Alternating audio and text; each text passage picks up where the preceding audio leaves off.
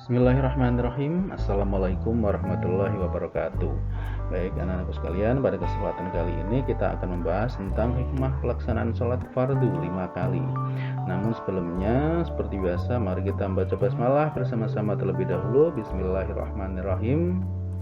Dan untuk selengkapnya, mari kita bersama-sama simak beberapa slide berikut ini.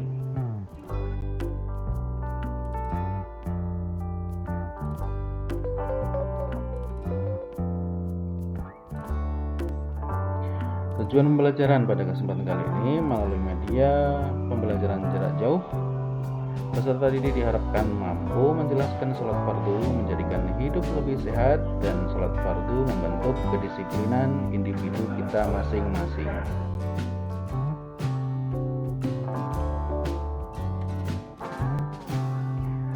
Sholat fardu itu menjadikan hidup kita menjadi lebih sehat.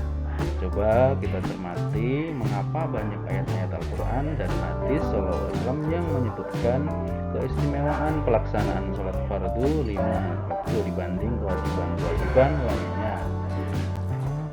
Dalam surat Al-Ankabut, Allah berfirman, "Inna sholata tanha 'anil fahsya'i wal munkar."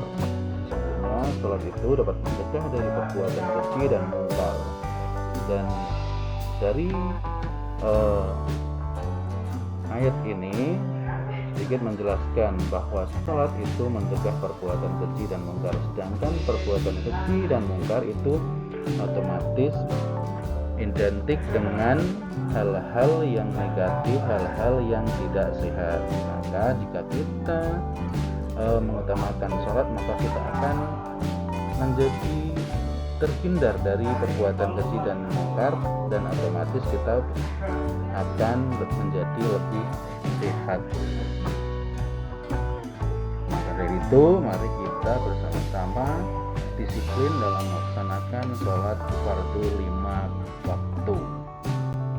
Dan bahkan secara sains pun ada penelitian yang mengungkapkan bahwa gerakan-gerakan sholat itu juga merupakan gerakan-gerakan menuju badan yang lebih sehat, seluruh badan mulai dari ujung kepala hingga ujung kaki.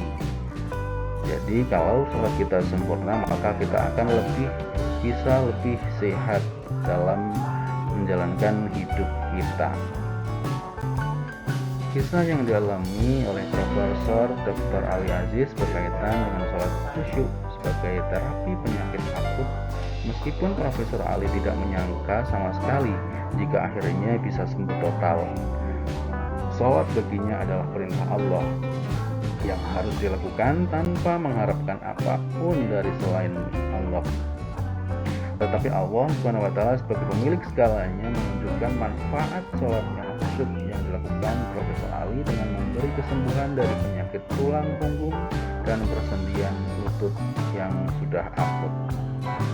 Dan yang kedua yaitu sholat fardu membentuk kedisiplinan individu.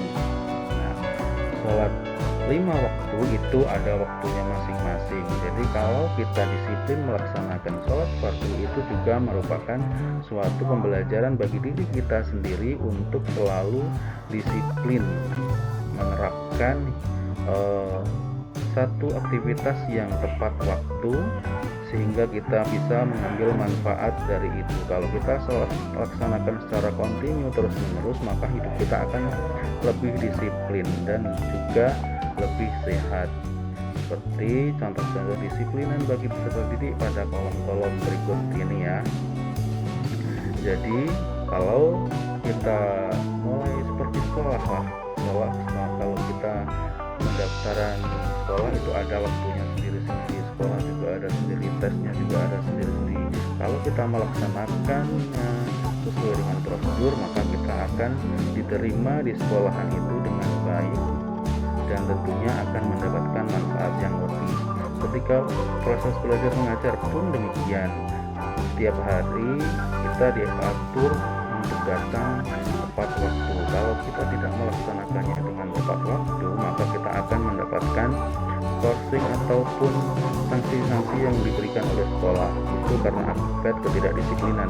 Kalau kita melakukannya dengan disiplin, maka kita akan mendapatkan poin-poin plus untuk kita manfaat secara umum maupun secara pribadi diri kita masing-masing, dan juga tidak menyalahi aturan-aturan dan tidak melanggar aturan yang ada di sekolahan kita.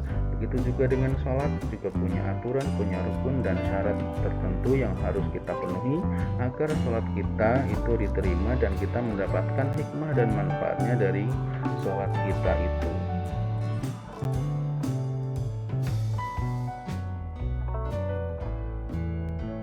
Pelajaran apa yang dapat kita ambil dari contoh-contoh kedisiplinan peserta didik di atas? Sama persis seperti sholat fardu ya, 5 waktu yang kita laksanakan.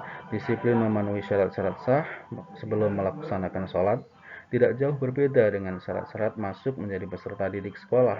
Tanpa terpenuhi syarat sahnya sholat, berarti apa yang kita lakukan ini menjadi sia-sia karena hukum pelaksanaan menjadi tidak sah. Begitu juga dengan syarat sah untuk menjadi peserta didik.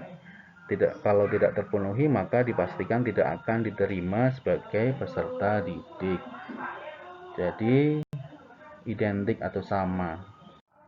Baik, cukup sekian pada pertemuan kita kali ini, hanya membahas tentang hikmah pelaksanaan sholat. Jadi banyak sekali manfaatnya bagi kita semuanya, baik secara pribadi kita sendiri maupun secara bersamaan secara sosial. Jadi kita lebih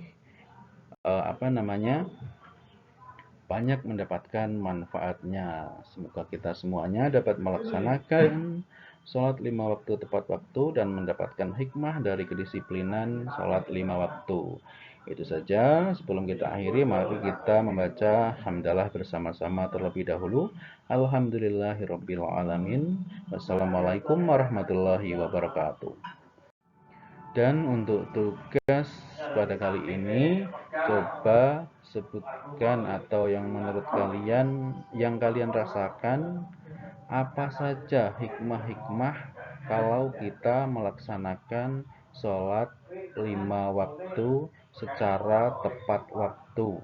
Nah, kalian tulis di buku tulis kalian, manfaatnya secara langsung yang kalian dapatkan itu apa. Sekian dari saya, terima kasih, selamat belajar, dan jangan lupa tetap gunakan protokol kesehatan, protokol COVID-19.